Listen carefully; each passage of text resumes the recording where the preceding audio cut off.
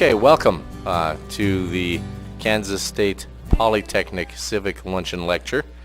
My name is Fred Guzik and I'm on the faculty here. I want to make a special welcome to students and faculty, including those from Bethany, Salina Technical Institute, Kansas Wesleyan, members of the Salina community, and those watching on Access TV. The Civic Luncheon Lecture Series is the brainchild of one of my colleagues, Greg Stevens, who has begun this as a labor of love, and it's been fun to watch this lecture series grow and to encourage Greg to continue to bring marvelous speakers and important topics to this campus, and that work is greatly appreciated. Little bit of overview about today. We have two speakers, President Will Jones and Steve Rivers, and a guest moderator, Professor John Burchill from Kansas Wesleyan, who will also make some comments. We'll have time for questions at the end, if I ever get started. Professor John Burchill has several titles. He's worked in criminal justice system, Center for Public Policy and Safety, and also leads the Criminal Justice Department at Kansas Wesleyan. John wrote a rather poignant Facebook post related to the topic for our speakers for today. I'm going to take a couple of minutes of your time and read that Facebook post because I think it sets up very well the topic for today's Civic Luncheon Lecture. So this is a quote. I don't often get to quote other professors' Facebook pages. This is fun. Quote, I just sent an email to my fellow faculty of KWU and thought I should also share it with my Facebook friends. College rivalry, when celebrated in moderation, is a good thing. It inspires us to work harder, play harder, and to learn. At Kansas Wesleyan University, our rival is Bethany College. Bethany College, its students, staff, and its president are under attack. 2 weeks ago, the Bethany campus was tagged with vile, hateful messages. Chalked on the sidewalks of this local college campus were comments such as, quote, "Make Lindsberg white again," end quote, and the outline of a body with, quote, "Rest in peace, my friend," end quote. These actions have now started to escalate with personal, via telephone, attacks toward Bethany President Will Jones, who has two adopted biracial children. Children of Kansas are being targeted by hate and ignorance. The same agent of darkness has also announced his plan is to close the campus of Bethany. These hate mongers have announced that their activism now includes, in addition to spreading fear and hate, the closing of a sister college. It is time to stand up and be counted. It's time for all Kansas Wesleyan faculty to stand up and be counted. It's time for us to fight this darkness with unity and with love. It is time to stand up next to our brothers and sisters in Lindsberg and let them know that they are not alone, that we may fight to win on the court or field, but we are prepared to join them in the fight against hate and evil. It's time to stand up and be counted. I call upon the faculty leadership of Kansas Wesleyan University to stand up and be counted, to call all ACCK faculty leaders together to stand with Bethany and to plan a united response to hate crimes and activities on our campuses. I offer the experience and resources of the criminal justice and emergency management programs at Kansas Wesleyan University, and President Jones, you only need to call me and I will respond. We must all respond. We must respond to darkness with light, to hate with love. 1 Corinthians 13 states, "Love does not delight in evil, but rejoices with the truth. It always protects, always trusts, always hopes, always perseveres." Chapter 13 ends with, "When I was a child, I talked like a child. I thought like a child. I reasoned like a child. When I became a man, I put childish ways behind me. Now we see a poor reflection as in a mirror. Then we shall see face to face. Now I know in part, then I shall know fully, even as I am fully known. And these three remain, faith, hope, and love, but the greatest of these is love." My name is John K. Burchill of Salina, Kansas. I'm an alumnus and a professor of Kansas Wesleyan University, and I stand with Bethany. Without further comment, please welcome Professor John Burchill.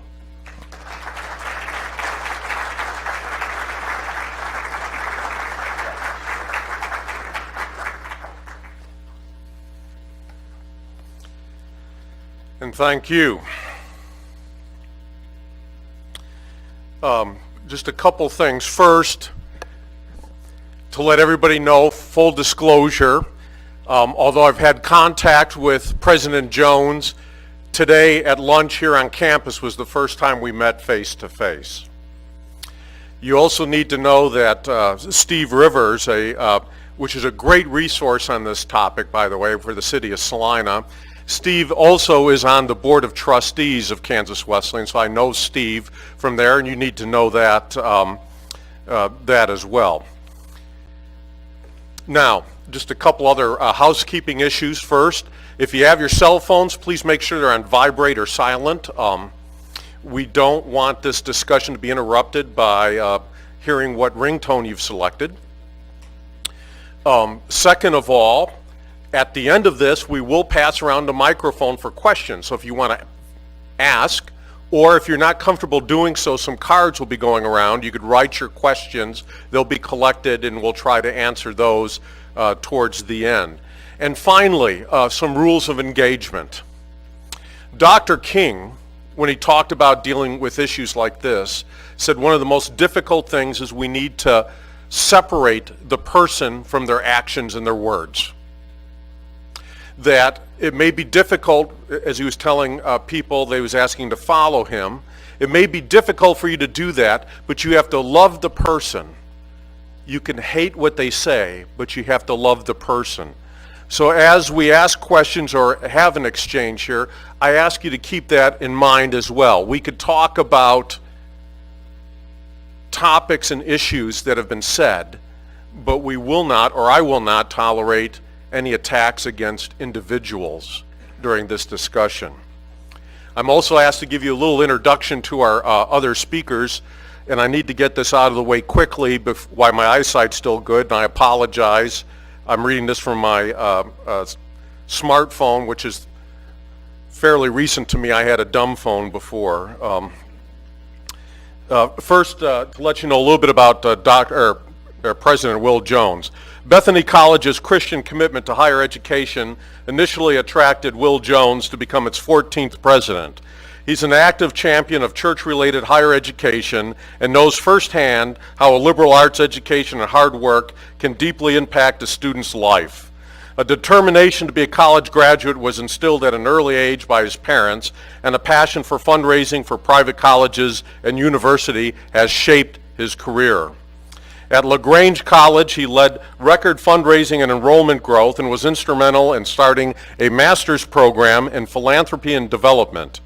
He also has led successful fundraising efforts at both Goshen and Berea College. He's currently completing a doctorate in international conflict management at Kennesaw State University and has earned a master's degree in philanthropy and development from St. Mary's University of Minnesota and a bachelor's degree in political science from Berea College. He and his wife Amy, formerly a special education teacher, have 6 children. And Steve Rivers, some of you from Salina may know him from a different occupation, but currently is the Community Relations Supervisor for the Human Relations Division of the City of Salina. We are gathered here today to talk about hate in Kansas. And just to give you a brief history lesson, this is not new to Kansas, unfortunately. And we've had to stand up and deal with this in the past. People, general citizens, and particularly people of faith. In 1938, a Reverend Gerald B. Winrod was running from Kansas as U.S. Senator. If you read any of his writings, or if you listened to any of his sermons or radio addresses, he was clearly anti-Jewish, supported most of the Nazi leanings and statements of the time, and started an organization, Defenders of Christian Faith, and started his campaign here in Salina, which was organized by known Klan members. There were 4 people in Kansas that said this could not continue. 4 horsemen gathered together. Rabbi Harry Richmond, Monsignor William Mitchell Farrell, Reverend John Henry Horning, a congregational minister, and Reverend Samuel West, Episcopalian, left their churches and traveled to every town in Kansas to let the people know that hate cannot continue to represent Kansas. And they successfully stopped his election, but at a cost to each of those four men of faith. Dr. King had a dream. We've all heard the speech. He had a dream, but the beginning of this semester, the people of Lindsborg woke up to a nightmare. They woke up to a nightmare of hate scrawled on their sidewalks. They thought about the dream Dr. King had, but President Jones experienced further nightmares with personal attacks made against him and his family. Dr. King's dream was lived when Dr. Jones, during his installation as the 14th president, carried out a purely Christian biblical tradition of washing the feet of students from any background.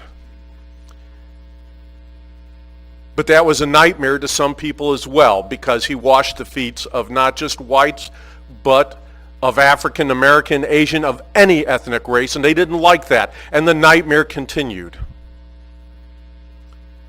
We need to stop the nightmares. We need to go back to having the dream that Dr. King set. And one of the ways that we help resolve nightmares is to talk about that nightmare with our children, with each other, and as a community. So to start this discussion, I'm going to call upon President Will Jones, my new friend. You want to use this or the handheld? I'll use the, I have a lapel mic on. Okay. Thank you. Thank you, John. Can you all hear me okay? Well, it's good to be with all of you, and it's unfortunate it's under these circumstances, but I'm honored to be here on your campus. It's a beautiful campus. Appreciate your president welcoming me, and you all inviting me to come up. I want to share for just a few minutes about myself and my family, and then the experience that we've lived through and the response that we made as a campus and as a community. So I grew up in southeast Kentucky in a place called Kinsey Holler, and these are the kind of folks I'm related to. They're not your typical ACLU members, that's for sure, and they were not on the front of progressive politics. Most of the men I'm related to are dropouts. My mom was 13 years old when she married my dad. 13. She was an 8th grade dropout. My dad dropped out in the 9th grade to make a living for his family in the coal mines, and these are 4 of my uncles. If you're related to me, you not only suffer from a lack of education, but you likely suffer from drug and alcohol addictions as well. And a couple, actually all these men did, and a couple of them are dead. So when I tell people that higher education saved my life, I really mean it. It saved my life in so many ways, and one of those ways is likely literally. So unfortunately, the uncle here in the bottom right-hand corner, he was high and walked in front of a car and was struck and killed. The uncle in the upper left-hand corner, he was stabbed to death in a bar fight. My uncle in the lower left-hand corner, he died from cirrhosis of the liver. So again, this is kind of the background that I was raised in. And growing up in the South, racism was nothing new to me. Very familiar with racism. Very familiar with the names that people call other people. And that was how I was raised up in Kinsey Holler, Kentucky, in the southeastern corner of the state. Amy, my wife, and I, we married 15 and a half years ago and had a hard time having children. We have 6 kids today. It's hard to believe that we actually have 6 children, because I remember praying with Amy, God, please let us have kids, because we couldn't have children for a long time. We have 2 thanks to fertility doctors, 2 thanks to adoption, and 2 big surprises at the end, just to prove the doctor's wrong. But we adopted Annalise and Thomas when they were 1 and 2, almost 2 and 3, and we had our daughter Grace at the same time. Growing up poor in the mountains, I really didn't understand how middle-class America lived, and this was one of the first family vacations that we took with our kids. And these pictures are really precious to me. But this is my son Thomas, my daughter Annalise. I love that picture. It kind of makes me think about joy and freedom and thinking about where she came from prior to arriving at our home. The Jones kids call that their Oreo picture. But Thomas, Gracie, and Annalise. Thomas developed a rare kidney disease just a couple of years after this picture was taken, focal segmental glomerulosclerosis, FSGS. It destroyed his native kidneys. He ended up on dialysis for about a year. And then in Georgia, where we were living prior to coming to Lynchburg, LaGrange, Georgia, this gentleman, Jamie Bradfield, who will forever be my hero, he gifted Thomas a kidney. He gave my son a kidney. So Jamie's about 6'3". He's very blonde. He's very southern. And he gifted a kidney to this little brown boy who's biracial, African American and Caucasian, and very short for his age, stunted growth because of the disease. And Thomas and Jamie were a perfect genetic match, 5 out of 5. They will do a transplant if you're 3 out of 5. So these two were 5 out of 5 on the match. I was named as president back in the early part of the summer for Bethany College. I started on the 4th of July. They were so happy I came, they had a fireworks show that night. They did. Amy and the kids came a couple of weeks later. So those are all of the Jones kids. Our youngest is in 2nd grade, and Annalise is now a 9th grader at Smoky Valley High School. Bethany College, just to give you some perspective on Bethany, a small private liberal arts college. This is our 135th year. 135 years of Bethany College. We're affiliated with the ELCA, Evangelical Lutheran Church in America. We have 716 students representing 38 states and 25 countries. We're very diverse for a small private liberal arts college. About 16% of our students are African American, 16% Hispanic. In addition to that, we have Asian students, international students on our campus. 48% of our students are Pell eligible. The Pell federal aid program is for the neediest of the needy in American higher education. So I know that there's always the existing myth that never goes away, that private higher education is for the wealthy students of America. That is not true. Actually, today, most small private liberal arts colleges are taking a lot of the burden that used to fall on the land-grant institutions in terms of educating the sons and daughters of farmers and working class people. So 48% of our students are Pell eligible. We had the largest incoming freshman class in 17 years this year. So a lot of folks are discovering the value of a Bethany education. We had our opening convocation of the year, as John alluded to earlier. All these freshmen and juniors and seniors and sophomores, faculty and staff coming into Presser Hall. And I gave a speech on servant leadership. And I told our students, I am committed to your success. I'm committed to your success as a professional. I'm committed to your success as an individual. So much so, I want to demonstrate my commitment to your success by washing the feet of one of our seniors this year. This young woman has worked her way through school, literally, by herself, supporting herself. She's a senior from California. And I washed her feet on the stage. I sat down on my knees in front of her, and she looked at me, and I looked at her, and she said, "This is really neat." I said, "Yes, it is." And our chaplain had come up with this phrase, "I am with you, God is with you, we're in this together." And I said that as I washed her feet. I am with you, God is with you, we're in this together. And at the end of my remarks, I challenged our faculty, our staff, and our students. If you are committed to each other's success and to transforming our local community, making it the best it can be, I challenge you to make a public statement today and meet me at the 2 fountains in front of the library and wash the feet of someone different from you, someone you don't necessarily know. And so I processed out with my colleagues, and we marched up towards these fountains, and I was scared to turn around and see if anybody was going to come, to be honest with you. Because it's not a natural thing to wash someone else's feet. It's not easy for a lot of people. But I was really pleased that 250 faculty, staff, and students processed behind me. There were 2 long lines. We have 2 fountains, one here in the lower left-hand corner, one in kind of the upper left-hand corner. two long lines of students. Some folks stood in line for 30 minutes to wash someone else's feet. An 18-year-old from Colorado or Texas or Kansas waiting in line for 30 minutes to do that. It was a beautiful, beautiful moment, a great way to start our year. So I was off on the highest of highs as the new president of Bethany College. Really excited about our year. And then on the night of the 3rd of September, Saturday, my first honest, real day off since I started as president, I was enjoying time with our dean of students. We had spent the evening together, our families. We lost track of time. Oh my goodness, we need to go. About 11 o'clock at night, and right as we were getting ready to break, the dean received a text message from a student with this picture in it. And "Make Lindsborg white again" was what it read. And then there was another one. And so the dean asked me what I'd like for him to do and the team. And so I told them to wash away all of the hate messages but leave the political messages. And what wasn't reported by us in the news, along with each of these messages, was Trump 2016, build the wall.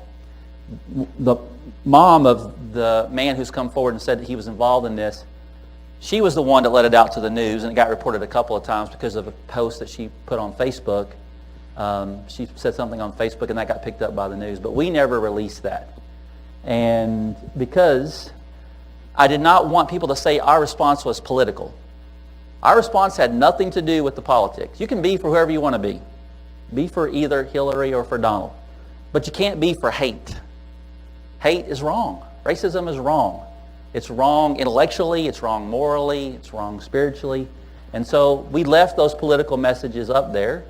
And I think it was wise because a lot of people rallied to provide us support. Along with lots of hateful messages related to race was also these traces of a dead body, what I presume to be a dead body, along with the little phrase, "Rest in peace, my friend." So our immediate response, what did we do? Informed our campus community of the situation, our students, faculty, staff, our board members. We banned the suspects from our campus, worked with law enforcement. We had a chapel service for reflection, share our core values of integrity, community, hospitality, servant leadership, sustainability, the core values of Bethany College. That's what we wanted to do. We wanted to speak from our faith tradition, love God and love people. We believe that's what Jesus taught. That's the summary of Jesus' ministry. And we did not want to give the perpetrators of their organization a platform. So we have not named the organization. We have not named the individual. Some have decided to do that. I've tried to talk some members of the press out of that, and for a while it worked, but then once one of them does it, then they all start doing it. But we did not want to give them a platform for their hate. I received a phone call after we initiated our response from a person who told me that he and 4 other individuals were the perpetrators of this. He named the organization he was associated with. He named himself. And I'll never forget when I asked him, "Hey, you know anything about my family?" And he said, "Yes, I'm very aware. That's actually specifically why we put on the chalk." And he went on to talk about my children. I'm sure they're lovely children. And went on to talk about also some of the things that were in the news had instigated them to do this. And that the fact that we've recruited more students of color was upsetting the ethnic harmony in Lindsborg. So those were the 3 reasons why they did what they did. Thank God I was on the telephone when this person told me this. I am theologically a pacifist.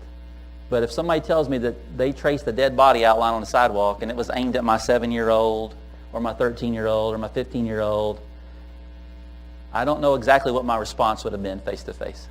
Bethany probably would have to look for a new president. So I wrestled with how to respond. What is the proper response to white supremacists? And what is the proper response from someone who calls you up and tells you that they did these hateful messages, they drew this outline of a dead body, and it was directed at your family? What should you do? I wrestled with this, and I wrote about it, and I posted it on Facebook, and this post has been shared about 1,200 times. The Daily Cost picked it up, and it was shared about 25,000 times, the full statement. The Washington Post contacted me and asked if they could reprint it as an op-ed, and they also did a story as well. And I want to share with you all just the summary, or the conclusion, I should say, of my remarks.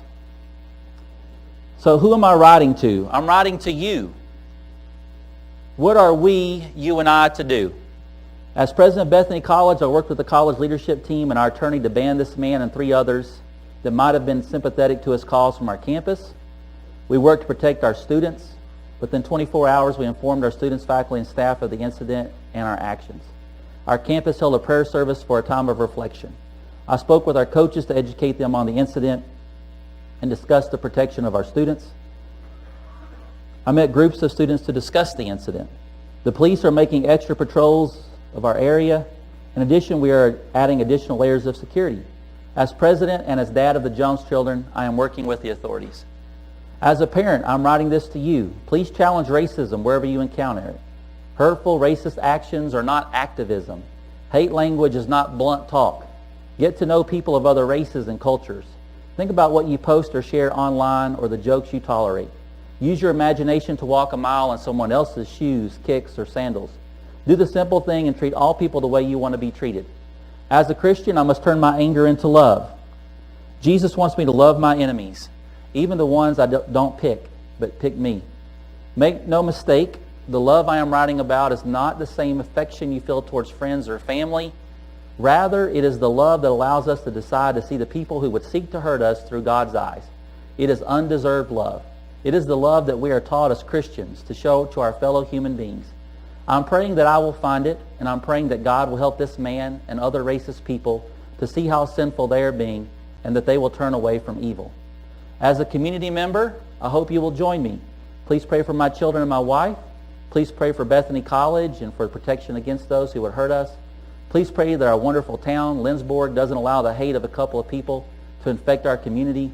Please pray for emotional and spiritual healing for this man and for anyone who has been corrupted by his hate. Please pray that the organization he has affiliated with will fail, and make time, not excuses, to join with worship services or efforts that promote love, kindness, service, understanding, and community.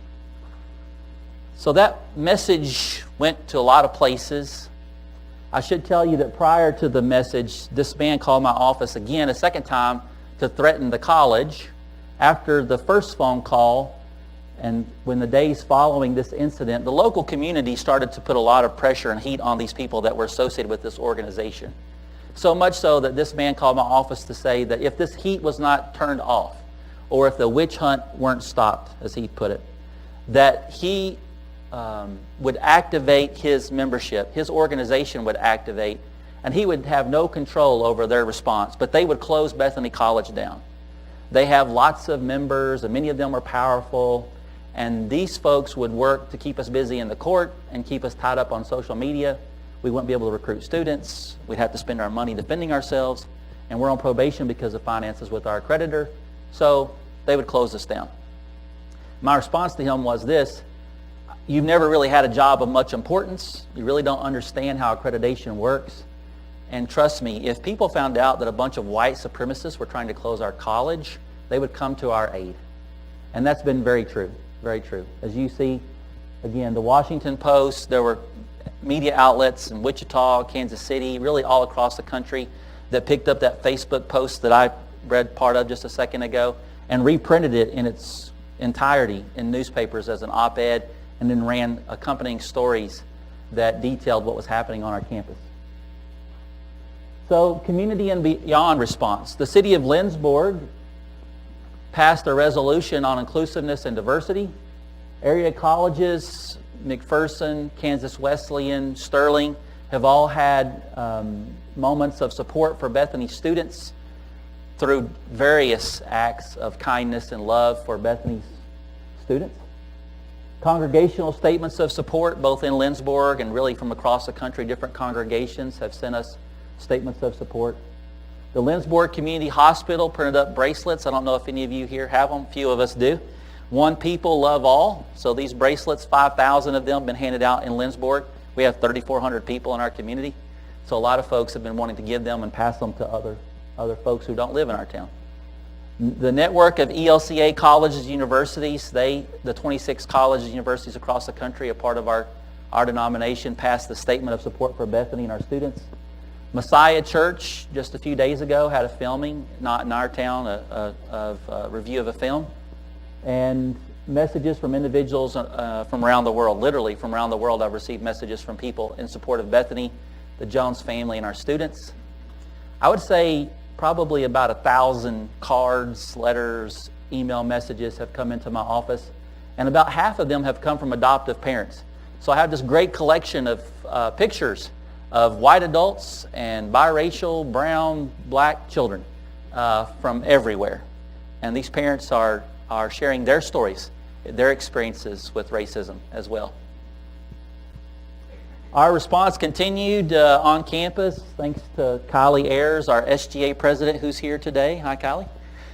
We've had a positive chalk night a couple nights ago where members of our community and our campus, this was intended for our students, but folks from a lot of different places came to support our students. And we have had meetings with community leaders to discuss where do we go from here. Do we create a committee on inclusiveness and diversity? Do we have a worship service? I can tell you that it sounds like Tackle, the Associated Churches of Lindsborg, is planning a service on October 30th. I hope that you all will join us for that service. It'll be a service for love. Service for love. The Southern Poverty Law Center has 10 ways that communities can respond to hate, and this will be how I close out. The first is act. Do something in the face of hatred. Apathy will be interpreted as acceptance by the perpetrators, the public, and worse, the victims. Decent people must take action. If we don't, hate persists. Unite, call a friend or a co-worker. Support the victims. Hate crime victims are especially vulnerable, fearful, and alone. If you're a victim, report every incident in detail and ask for help. Do your homework. An informed campaign improves its effectiveness. Create an alternative. Do not attend a hate rally. That's what the Southern Poverty Law Center says. No, we want to respond as the good guys, but they say don't do that because of all kinds of reasons. But find another outlet for anger and frustration and for people's desire to do something. Hold a unity rally or parade to draw immediate attention away from hate. Speak up. Hate must be exposed and denounced. 7, lobby leaders. Elected officials and other community leaders can be important allies in the fight against hate. Look long range. Promote tolerance and address bias before another hate crime can occur. Expand your community's comfort zone so you can learn and live together. 9, teach tolerance. Bias is learned usually at home. Schools can offer lessons of tolerance and acceptance. Sponsor and I Have a Dream contest. Reach out to young people and who may be susceptible to hate group propaganda and prejudice. And 10, dig deeper. Look inside yourself for prejudices and stereotypes. Build your own cultural competency. Then keep working to expose discrimination wherever it happens, in housing, employment, education, and more. Again, thank you for having me here today. We'll hold questions till the end after Steve. So, thank you.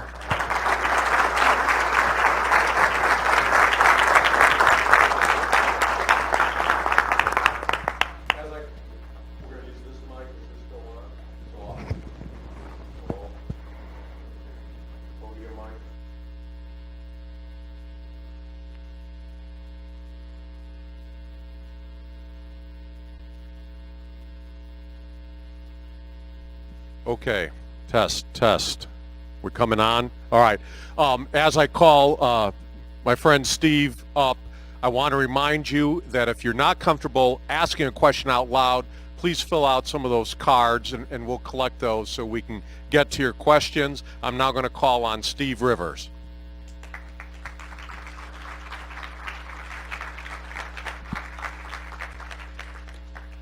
Thank you very much. Is it on? Is it okay? Thank you very much. And when I was asked to kind of weigh in on this, I kind of jumped at the chance to do that because like a lot of things have been already said up here, I totally agree with. I'm going to be talking to you guys from just a couple of viewpoints. They told me I had 5 minutes, and I'm going to try to make that happen. The first viewpoint is from my professional viewpoint, and that is I've been at the city of Salina now. This is my 3rd month there, And so I'm still learning a lot of things. But I can tell you this, the Office of the City of Salina Community Relations Division, we're governed by the Human Relations Commission's Board.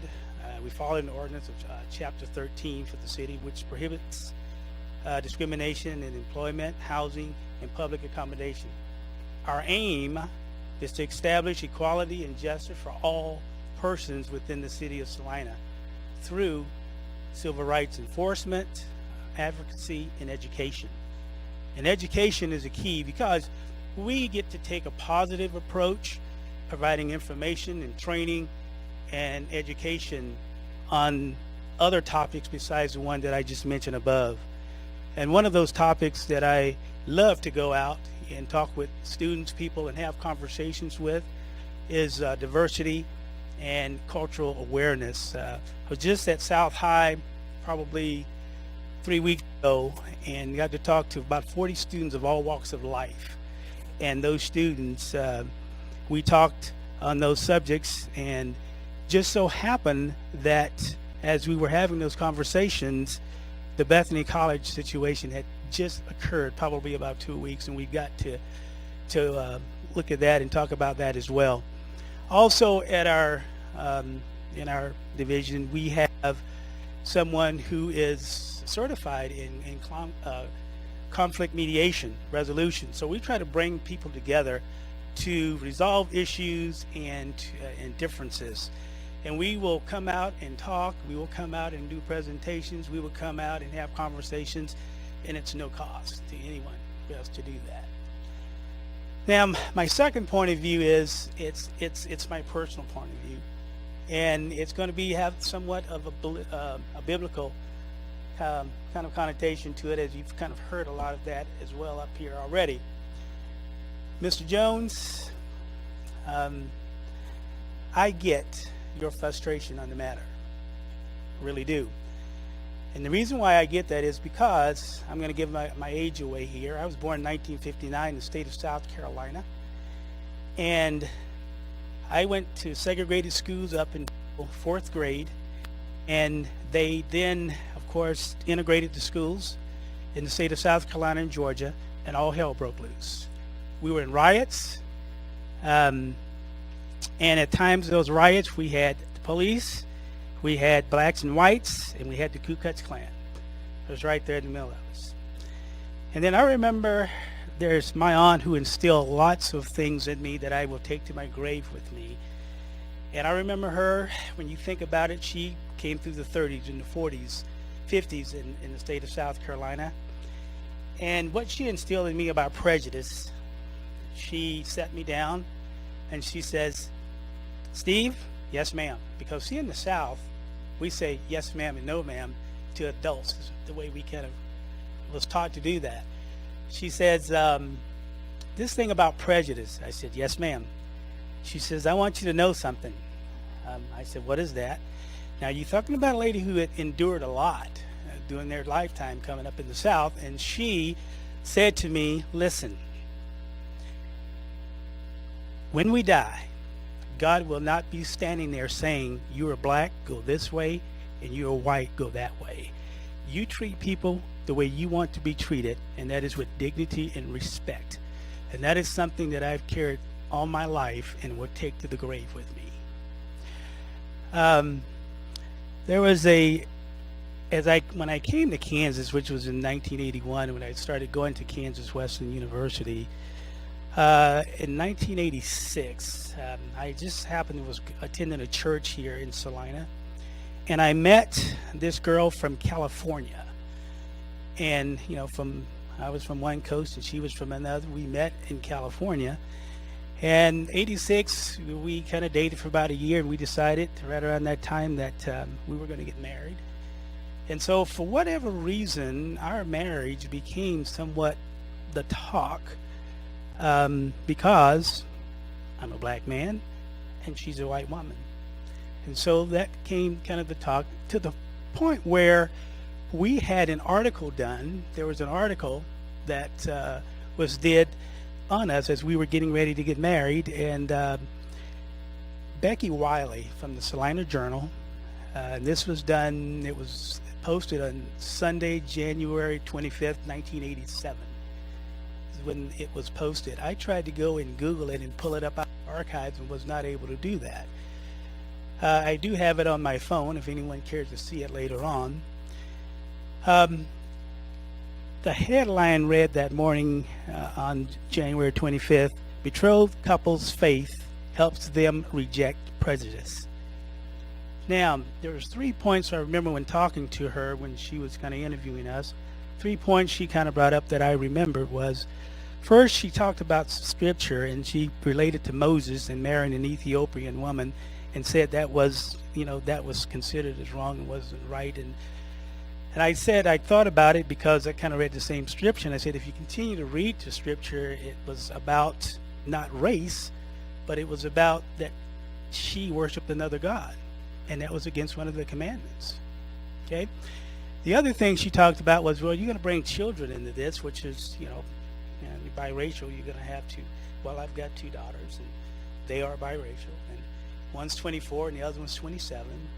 And they seem to be doing pretty good. The only mishaps or things that they've had to deal with are the things that the choices they made, and it didn't have anything to do with mom and dad being black and white. The other thing is that she made the statement at the end. She said, "Time will tell." Time will tell. Now you think about that. We got married March 14th, 1987. 2017, it'll be 30 years.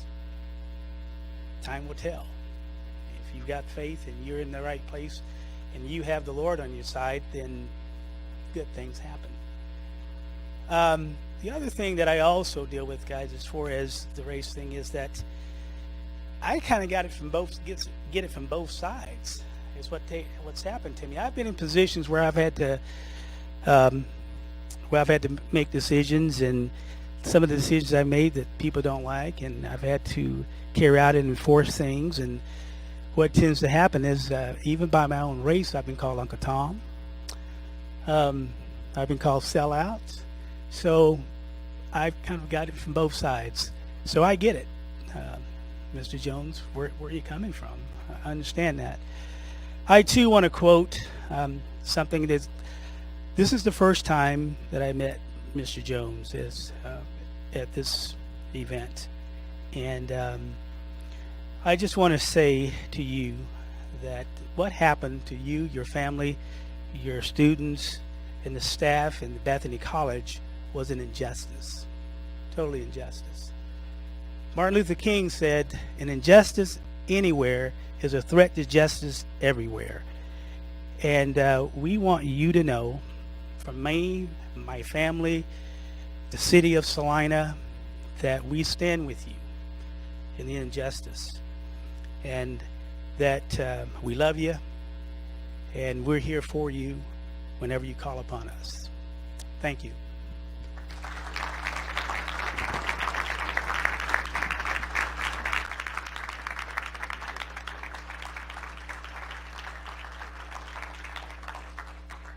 All right, it's time for some questions. Do we have some questions out there? Yes, well, I'm going to go in the back first. Hang on a sec. I'm old, I don't run anymore. Mr. Jones, my name's Michelle, and I know you just asked in your Facebook post, you asked yourself, God, why me? Why my college? And I like to reference Jeremiah 33:3. It's like a 911 call. Call to me and I will answer you and tell you great and unsearchable things you do not know.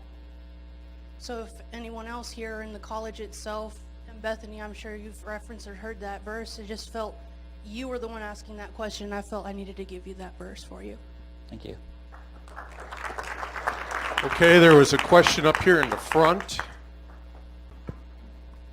I just wanted to ask Steve if there's any specific kinds of response here in Salina that's developing as a result of the incident in Bethany.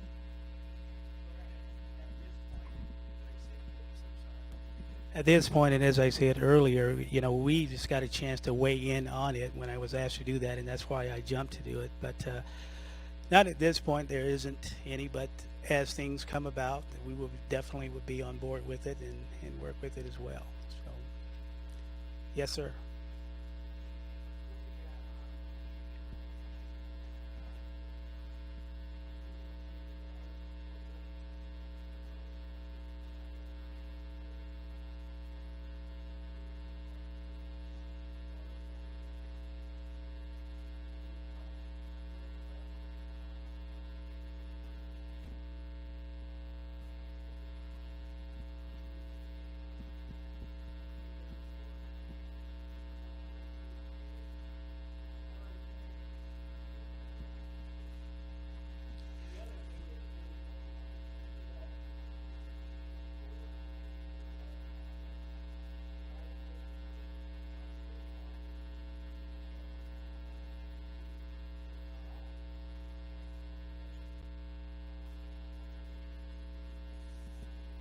Other questions?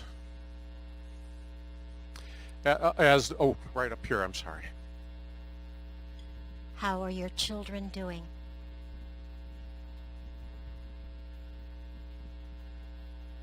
Question was, how are the children doing? I think about two sets of children. The Jones kids are all doing great. So we had an afternoon where we explained to them what had happened. And 5 of the 6 of them said, we asked them afterwards, how are you feeling? Anger was the word that came up. Aiden, our youngest, was sad. And we had more conversations. But after that afternoon, honestly, they've moved on. And so they've enjoyed their school year and the start to school at Lynchburg. We have wonderful schools in Lynchburg, a great superintendent there, and we've received tremendous support, not only from the superintendent, but also the principals and the teachers and the local community as well. These bracelets have been a great visual for the support that we've received.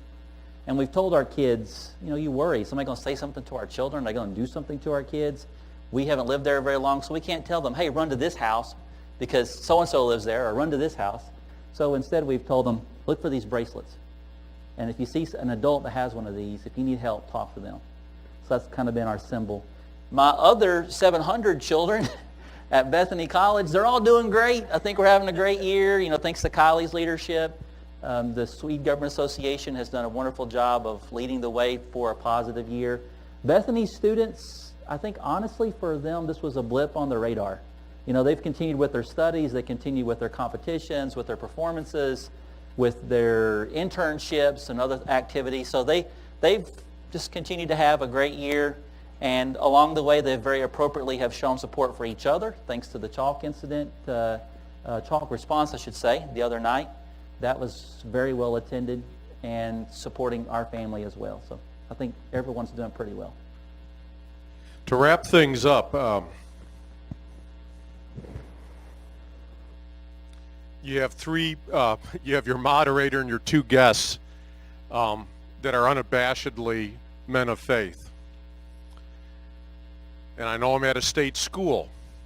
So I'm going to share with you the prayer that also went with my email that was prayed by members of the faculty, staff, and students at Kansas Wesleyan. Lord, circle Bethany College and keep these good things within.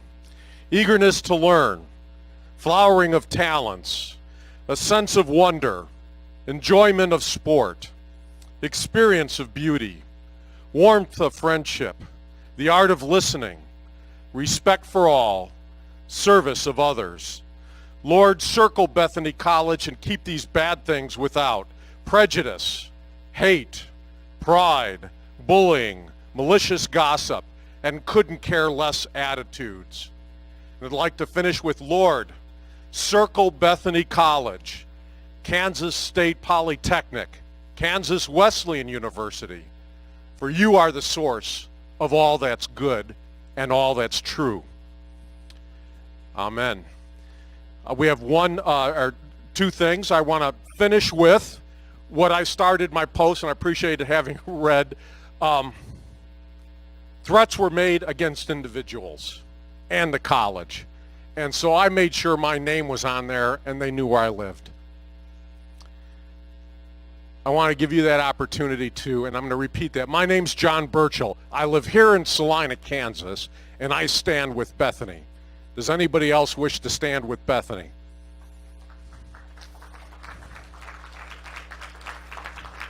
President Jones, there's your answer. Now, you heard that there was a sidewalk chalk response at Bethany. We're having one here now. There's some chalk in the back. There's some examples of some messages that you could leave here on campus. I asked that one, you please stay away from doors, good 10 to 15 feet. I don't want you hitting the head while you're leaving a message. And please don't put anything on buildings. Thank you for your attention and your attendance. Go in peace.